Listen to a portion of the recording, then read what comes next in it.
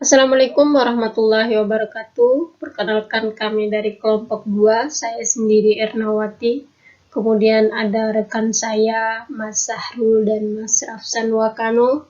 Kami adalah mahasiswa program Pasca Sarjana Universitas Negeri Semarang, lebih khususnya atau lebih spesifiknya pada program studi penelitian dan evaluasi pendidikan. Pertama-tama saya ucapkan terima kasih kepada rekan-rekan semuanya yang meluangkan waktunya untuk menonton video ini. Saya pun berdoa semoga kita semua masih diberi kesehatan dan juga kelancaran untuk menjalani aktivitas kita hari ini. Pada video ini kami akan membahas tentang bagaimana merancang asesmen proyek, di mana proyek yang dimaksud di sini adalah bukan proyek dalam konteks pembangunan infrastruktur dan lain sebagainya, tetapi proyek yang digunakan sebagai penilaian dalam pembelajaran. Di mana video ini merupakan salah satu bentuk pemenuhan kami terhadap tugas pada mata kuliah penilaian autentik, di mana mata kuliah ini dibimbing oleh Bapak dosen kami, Bapak Dr. Masrukan MSI. Kepada Bapak kami ucapkan terima kasih. Baik teman-teman semuanya, pada video ini kami akan lebih memfokuskan lagi pembahasan kami tentang merancang penilaian proyek atau merancang asesmen proyek, di mana pembahasan ini hanya akan berfokus pada 6 poin pembahasan, yaitu yang pertama pengertian dari asesmen proyek. Yang kedua adalah kelebihan dan kekurangan dari asesmen proyek. Kemudian fokus-fokus apa saja yang menjadi fokus penilaian proyek. Kemudian karakteristik dari penilaian proyek ini seperti apa. Dan selanjutnya adalah prosedur merancang penilaian proyek. Dan tentu saja yang tidak kalah pentingnya yaitu contoh bagaimana rancangan penilaian proyek ini. Tentunya contoh ini menjadi hal yang sangat penting bagi kita semua karena ini menjadi suatu pembanding antara prosedur dan implementasinya. Jadi kita dapat menyesuaikan, dapat menilai apakah kita sudah mengaplikasikan teori tentang prosedur ini di dalam bentuk rancangan kita atau tidak, maka kita bisa mengkomparasikan antara contoh dan juga prosedurnya. Langsung saja kita masuk pada materi pertama atau submateri pertama, yaitu tentang pengertian asesmen proyek. Nah, sebelum jauh membahas tentang apa sih penilaian proyek itu atau penilaian pembelajaran berbasis proyek itu, kita akan sedikit mengupas penggalan kata dari kalimat asesmen proyek itu sendiri. Nah, yang pertama adalah asesmen atau penilaian. Asesmen atau penilaian ini bermakna adalah sebuah prosedur yang sistematis untuk mengumpulkan informasi yang dapat digunakan untuk mengambil kesimpulan tentang karakteristik orang atau suatu benda. Nah, maksud dari pengertian ini adalah penilaian ini merupakan sebuah atau berbagai langkah atau prosedur, cara-cara tertentu yang sifatnya sistematis, di mana cara-cara ini digunakan untuk mengumpulkan informasi yang memenuhi kriteria yang dapat digunakan sebagai acuan pengambilan kesimpulan untuk menetapkan tentang karakteristik atau sesuatu yang menjadi ciri dari orang atau suatu benda. Kemudian dalam konteks pembelajaran, penilaian dapat berarti sebuah prosedur atau prosedur yang sistematis untuk mengumpulkan informasi yang dapat digunakan untuk mengambil kesimpulan sejauh mana peserta didik mencapai tujuan pembelajaran. Nah, maksud dalam penggalan kalimat ini adalah bahwa penilaian dalam pembelajaran sendiri itu merupakan sebuah prosedur atau cara-cara yang sistematis yang dilakukan oleh guru untuk mengumpulkan informasi di mana informasi ini adalah informasi-informasi yang layak digunakan untuk dijadikan sebagai acuan untuk mengambil kesimpulan tentang sejauh mana progres atau proses peserta didik dalam mencapai tujuan pembelajaran. Apakah tujuan-tujuan pembelajaran yang direncanakan oleh guru dan standar kompetensi dasar yang ingin dicapai ini sudah tercapai melalui pembelajaran ini atau tidak. Nah, selanjutnya adalah tentang proyek. Proyek merupakan tugas yang harus diselesaikan dalam waktu tertentu, bisa berupa sebuah investigasi, sebuah karya dalam bentuk benda, atau hal-hal yang berkaitan dengan tugas yang dilakukan dalam jangka waktu tertentu dan melalui prosedur tertentu yang ditetapkan oleh guru. Kemudian selanjutnya yaitu yang menjadi inti dari poin ini adalah penilaian proyek dalam pembelajaran. Penilaian proyek dalam pembelajaran ini merupakan prosedur yang sistematis untuk mengumpulkan informasi tentang proses dan hasil dari proyek yang dikerjakan siswa yang kemudian digunakan untuk mengambil kesimpulan sejauh mana peserta didik mencapai tujuan pembelajaran. Jadi dalam hal ini adalah guru melakukan sebuah prosedur mengumpulkan informasi tentang siswa. Informasi ini bermakna untuk melakukan sebuah judgment atau pengambilan kesimpulan tentang sejauh mana progres dari pembelajaran peserta didik ini. Nah, prosedur yang dimaksud dalam hal ini adalah menggunakan proyek. Jadi, proyek ini merupakan gambaran dari proses peserta didik itu sendiri. Kemudian masuk pada materi selanjutnya, yaitu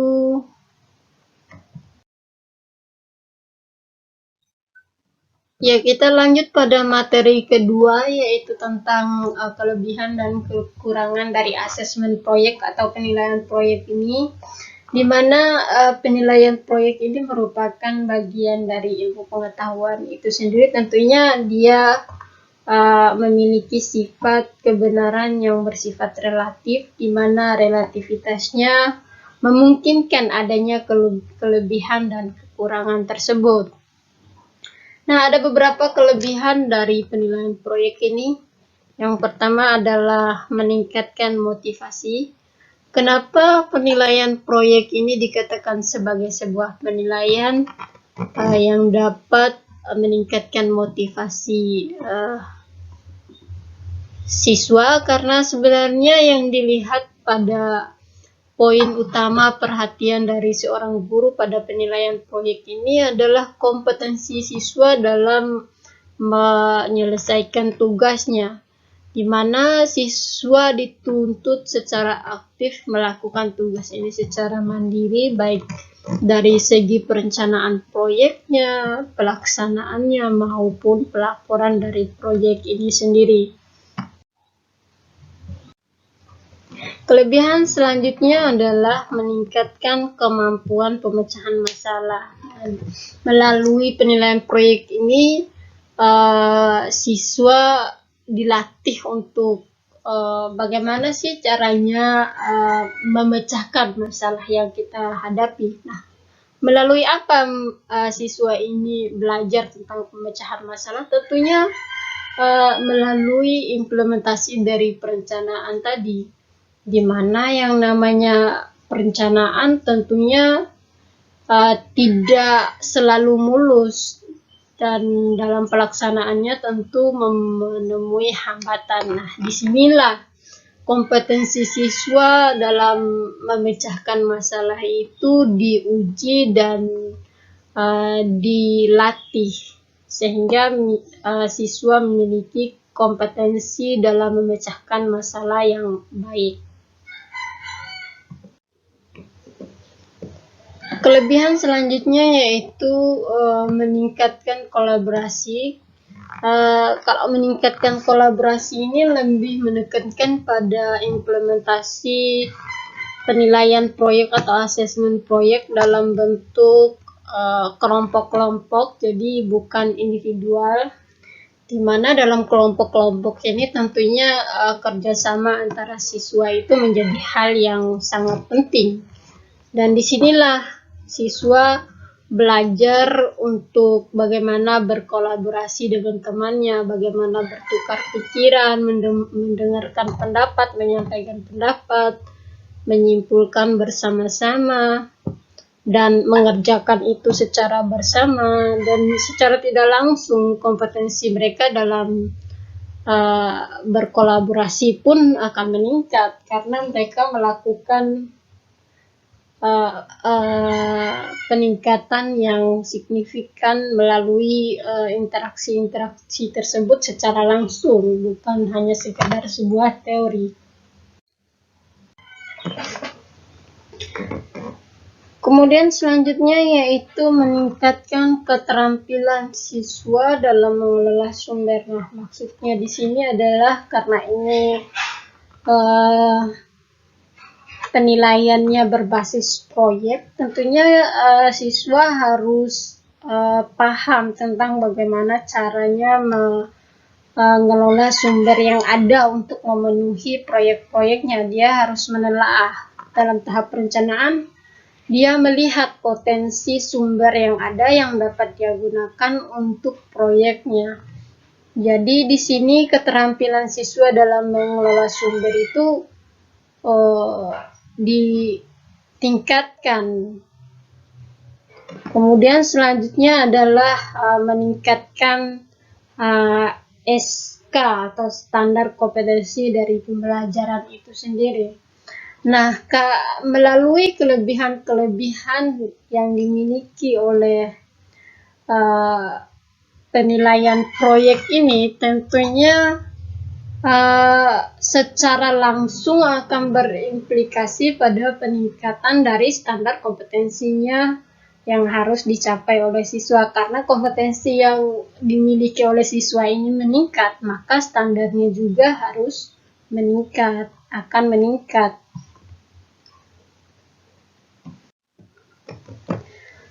Selanjutnya yaitu tentang kekurangan dari penilaian proyek ini. Yang pertama, tentunya proyek ini terdiri dari berbagai proses atau langkah-langkah yang tidak hanya membutuhkan waktu sedikit, mulai dari perencanaan, pelaksanaan, dan juga pelaporan. Tentunya waktunya menjadi hambatan yang cukup mempengaruhi pelaksanaan dari penilaian proyek ini. Kemudian hambatan selanjutnya yaitu terkait dengan biaya dan juga peralatan. karena proyek ini berkaitan dengan identifikasi dan praktek-praktek, maka sudah menjadi hal yang wajar jika penilaian berbasis proyek ini memerlukan biaya yang lebih dari penilaian biasanya, misalnya penilaian tes, pilihan ganda atau esai, karena dia melalui tahap yang banyak. Nah, untuk pelaksanaan saja butuh biaya, belum lagi laporannya. Kemudian yang selanjutnya yaitu materi tentang karakteristik, prosedur, dan juga contoh dari rancangan penilaian proyek ini akan disampaikan oleh rekan saya, di mana yang pertama akan melanjutkan materi ini adalah Mas Sahrul. Kepada Mas Sahrul saya silakan.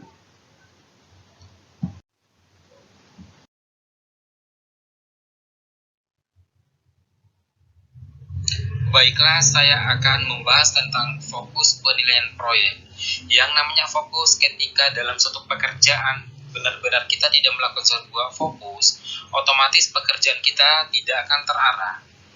Nah, jadi pada fokus penilaian proyek ini ada beberapa menekan pada prosesnya. Yang pertama, merencanakan. Yang kedua, mengorganisasikan. Yang ketiga, bekerja dalam tim. Yang kemudian di sini ada menekan pada produk. Ada beberapa hal lagi yang kita perhatikan. Yang pertama, mengidentifikasi. Yang kedua, mengumpulkan informasi yang relevan. Yang ketiga, menganalisis dan menginterpretasi data. Yang keempat, mengkomunikasi hasil.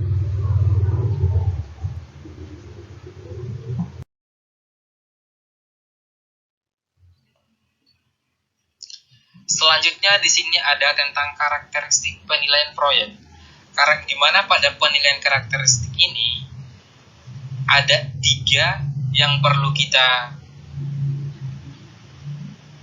cermati. Yang pertama, mengintegrasikan pengetahuan dan keterampilan ataupun skill.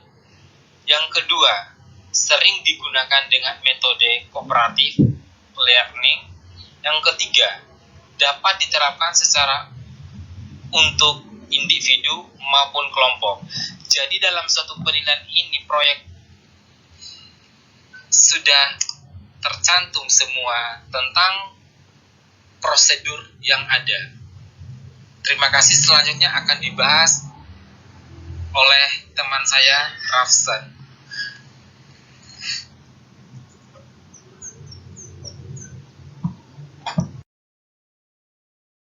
Baik teman-teman, kita masuk ke poin 5, yaitu prosedur merancang penilaian proyek. Untuk prosedur merancang penilaian proyek sendiri terdapat 8. Yang pertama itu, tentukan jenis proyek yang sesuai dengan tujuan pembelajaran SKD-nya. Kemudian yang kedua, tunjukkan kepada peserta didik beberapa sampel proyek yang telah selesai atau telah kita lakukan. Kemudian yang ketiga, yaitu guru membuat dan menjelaskan rubrik proyek kepada siswa. Yang keempat, upayakan siswa dapat mengembangkan kriteria untuk menilai kualitas sejumlah proyek yang telah selesai dari segi penampilan, temuan, atau informasi. Kemudian yang kelima, upayakan siswa belajar bagaimana menggunakan rubrik yang telah kita berikan sebelumnya. Jadi, siswa harus mengetahui dan siswa harus mempelajari rubrik yang ada. Kemudian yang keenam itu, upayakan siswa menyajikan proyek yang telah selesai. Kemudian yang ketujuh, siswa menyerahkan proyek untuk dinilai. Kemudian yang kedelapan itu, guru melakukan penskoran terkait proses dan atau hasil proyek. Jadi yang terakhir, poin yang terakhir, itu yang kedelapan, itu setelah semua selesai, maka guru akan memberikan skor tentang apa yang telah dipresentasikan oleh siswa.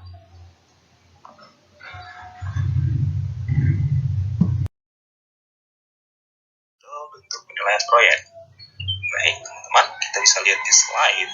Ini adalah bentuk contoh dari penilaian proyek. Baik, di sini yang pertama itu ada hari dan tanggal, kemudian mata pelajaran yang kita akan buat, atau mata pelajaran yang kita pelajari, dan akan membuat proyek di mata pelajaran ini. Baik, kemudian kelas, dan kemudian ada kompetensi dasar. Di sini untuk kompetensi dasar itu membuat kultur paramecium dan membuat gambar kultur paramecium. Jadi di sini kita melihat paramecium itu seperti apa dan menggambarkan paramecium itu. Jadi paramecium itu adalah sebuah protozoa yang hidupnya di air, dan sampel kita akan ambil dari air dan kita akan melihat bentuk daripada paramecium itu.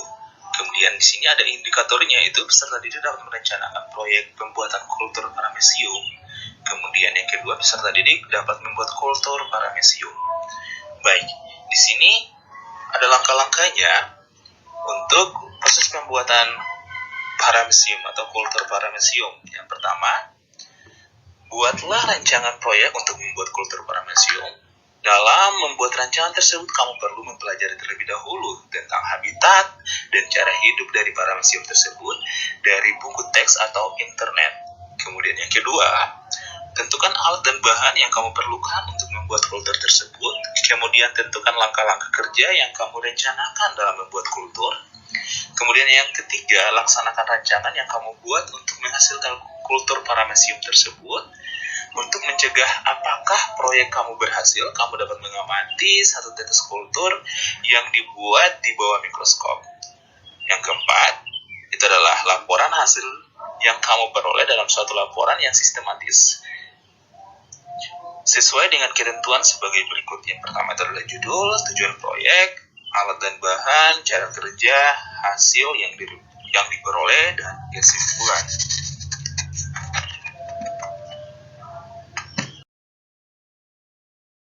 Setelah kita menjelaskan kepada siswa tugas proyek mereka, maka kita akan membuat rubrik penilaian. Di sini untuk aspek yang dinilai pada penilaian proyek itu di sini ada 3 dalam penilaian ini, yaitu yang pertama ada perencanaan, pelaksanaan, dan laporan proyek. Dan di sini dari 3 aspek ini mempunyai indikator-indikator sendiri dalam proses penilaian. Yang pertama dari perencanaan sendiri itu merumuskan judul, yang kedua menentukan tujuan, kemudian yang ketiga memilih bahan. Kemudian aspek yang kedua pelaksanaan, indikatornya itu menggunakan alat dan bahan untuk membuat kultur. Kemudian yang kedua memonitor dan mengamati kultur secara periodik. Yang ketiga melakukan pengecekan dengan pengamatan menggunakan mikroskop. Yang keempat menggambarkan hasil pengamatan. Kemudian aspek yang ketiga laporan proyek. Di sini indikator yang pertama itu kelengkapan sistematik. Kelengkapan sistematik di sini bahwa hasil laporan mereka itu harus sesuai dengan apa yang sudah dijelaskan. Jadi sudah komplit untuk sebuah laporan. Kemudian yang kedua, tingkat keberhasilan dalam menghasilkan kultur paramecium. Yang ketiga, kelengkapan data dan hasil.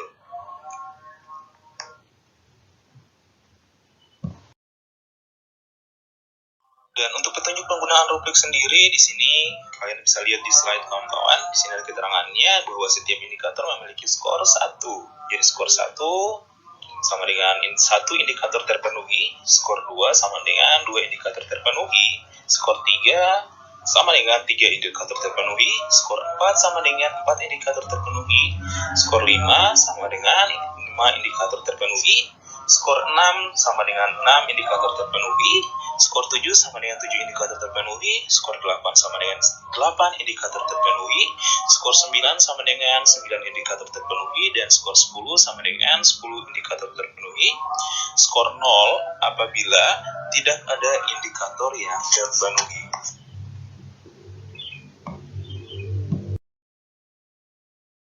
Kalian bisa melihat contoh bentuk penggunaan rubrik penilaian proyek. Baik. Di sini kalian bisa lihat ada terdapat 3 siswa dengan skor yang sudah ada dan nilai akhirnya Dan di sini ada tiga aspek yang kita nilai.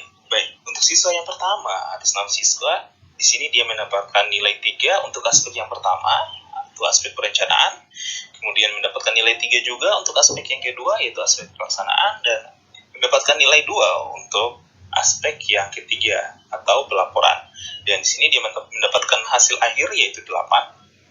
Kemudian siswa yang kedua, dia mendapatkan nilai 3 untuk aspek yang pertama, mendapatkan nilai 4 untuk aspek yang kedua, mendapatkan nilai 2 untuk aspek yang ketiga. Dan siswa atas nama Farid mendapatkan nilai akhir 9. Kemudian siswa yang ketiga yaitu Rahman mendapatkan nilai 2 untuk aspek yang pertama, mendapatkan nilai 4 untuk aspek yang kedua, dan mendapatkan nilai 3 untuk aspek yang ketiga. Dan hasil nilai akhirnya juga adalah 9.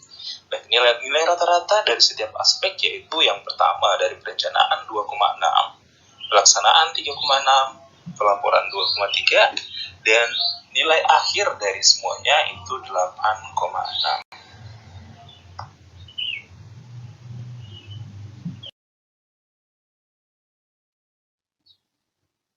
Baik teman-teman, itu adalah penjelasan kami tentang penilaian proyek. Semoga dari penjelasan kami bisa berguna buat teman-teman. Apabila ada kesalahan, mohon maaf. Karena setiap manusia pasti akan melakukan sebuah kesalahan dan akan memperbaikinya. Terima kasih atas perhatiannya juga. Terima kasih atas kesempatannya juga. The last I say, wassalamualaikum warahmatullahi wabarakatuh. Salam sejahtera untuk kita semua.